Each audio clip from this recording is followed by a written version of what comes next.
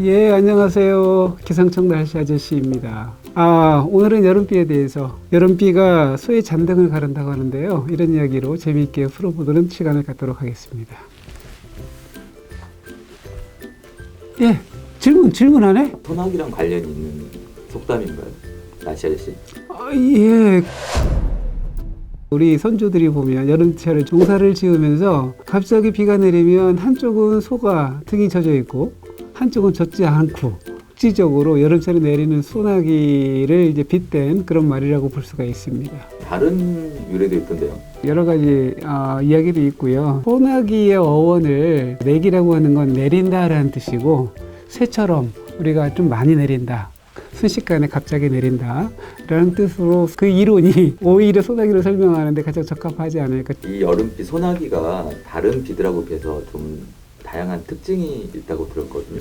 예, 특징이 좀 많이 있죠. 이제 비는 장기적으로 넓은 지역에 내리는 그 현상, 소나기는 좁은 지역에 짧은 시간에 내리는 비. 예, 소나기는 일반 비하고 좀 달리 여름철에 굉장히 불안정한 대기에서 내리는 비를 이야기하는데, 불안정하다는 게 좀 어렵죠, 사실. 네, 그래서 불안정한 걸 제가 설명 한번 해볼게요.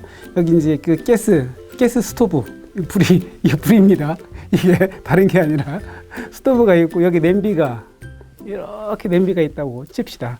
여기는 이제 물이 이만큼 차 있고요. 그러면 스토브에서 계속 열을 가하게 되면 처음에는 김이 조금 나오죠. 김이 나오다가 어느 순간에 이 탑하고 이 바닥의 온도차가 어느 정도 되기 시작을 하면, 온도차가 굉장히 커지게 되면 여기서 뽀글뽀글 폭폭 솟아오르는 뭔가 버블 같은 게 생깁니다. 대기도 마찬가지입니다. 그 태양빛이 지면이 있고요. 태양 일사가 가열이 되면 이쪽 지면의 온도가 올라갈 거 아니에요, 그렇죠? 보통 우리가 태양이 쭉 들어오면 대기가 열을 흡수하지는 못해요. 통과를 시켜버리고 지면이 흡수해서 여기에서 다시 또 복사로 해서 반출이 되는데, 여름철 한낮에 보면 지면의 온도는 금방 올라가죠. 그렇지만 대기 온도는 잘 안 올라가요. 대기 온도가 올라가려면 지면으로부터 어떤 열이라고 하는 것이 전달이 되었을 때 올라가기 시작하는데, 같은 현상이죠. 그 물에서 올라오는 이 버블이라고 하는 것들도 물방울이 굉장히 좁은 지역에 갑자기 순간 툭 하고 터지고 없어지고 툭 터지고 없어지잖아요. 그래서 얘도 툭 튀어 올라서 이렇게 구름이 만들어지죠. 이렇게 그 어떠한 그 구름에 의해서 생기는 어떤 현상들이기 때문에 규모가 굉장히 좁죠. 그래서 소나기 구름은 보통 해서 이 정도가 10에서 한 20km 밖에 되지 않습니다. 굉장히 작습니다. 갑자기 해서 뚝 쏟아내고 이동하기 때문에 실질적으로 그 비가 오는 시간이 30분에서 1시간 정도. 자, 여기서 보면 이제 재밌는 게 있죠. 자, 그러면 이 소나기 구름이 처음에 들어올 때는 이 소나기 구름 이 앞에는 상당히 바람이 강해요. 날씨가 맑다가 갑자기 바람이 휙 돌풍이 불어요. 돌풍이 쭉 불면서 여기에서 뭔가가 시커먼 구름들이 쭉 몰려와서 갑자기 샥 쏟아붓고 지나고 나면 어떻게 돼요? 그 다음에는요, 좀 시원해지죠. 좀. 그 이유가 뭐냐면, 소나기가 이렇게 해서 만들어져 가지고요, 여기에서 이제 소나기 구름이 확 쏟아 부으면 상층의 공기가 차가웠잖아요. 차가운 공기 때문에 하층에는 일종의 메조 하이라고 해서 중규모 고기압이 형성이 돼요. 차가운 약간 조그마한 고기압이에요. 그래서 슉 들어와서 차가워졌다가 슉 지나고 나면 다시 한번 또 이제 햇빛이 또 있잖아요. 여기 햇빛이 있기 때문에 금방 또 사라져 버려요, 이게요. 궁금한 질문 3가지 드릴게요. 예. 아저씨. 돌풍이 분다고 했는데 특정한 방향이 있는지. 두 번째, 이게 소나기가 이제 우리나라 같은 중위도에만 나타나는 특징 현상인지. 세 번째, 소나기를 맞으면 감기에 잘 걸리는 이유가. 날카로운데요. 그 날씨에서 보조해도 괜찮겠어요. 제가 처음 까먹었잖아, 이야기하다가.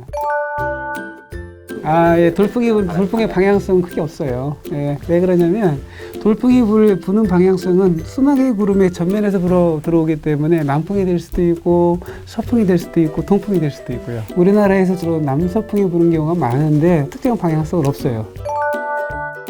소나기 구름은 아까 이야기했던 대로 지면에 가열이 되고 대기가 불안정해지면 소나기가 만들어질 수 있기 때문에 지구 어디라도. 그런데 열대지방, 온대지방 중에서도 여름철에 주로 더 발생을 하게 되는 경우가 바로 그런 경우죠. 지면가열이 강해야 되기 때문에 그렇고요. 그래서 극지방은 잘 발생을 잘 안 하겠죠. 그러니까.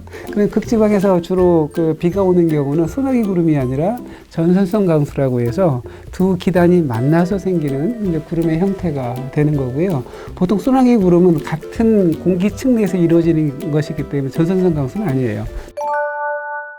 황순원에 그 소나기에서도 보면 갑자기 이 초등학생들이 친구가 놀러 갔다가 소나기 구름에서 다시 감기 걸리고 뭐 이런 것들이잖아요. 이제 소나기는 만들어지기 전까지는 어떻게 되냐면 지면 가열이 되기 때문에 굉장히 뜨겁고 덥잖아요. 그렇기 때문에 사람들이 거기에 대비를 못하죠.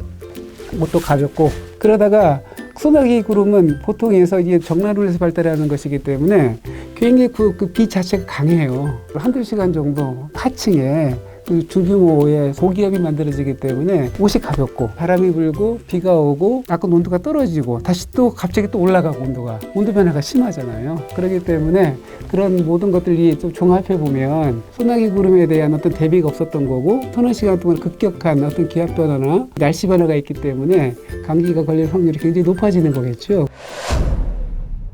오늘 이야기를 여름비로 시작했는데 이 과연 소나기가 여름에만 내릴 수가 있는 것인가? 있죠. 근데 드물죠.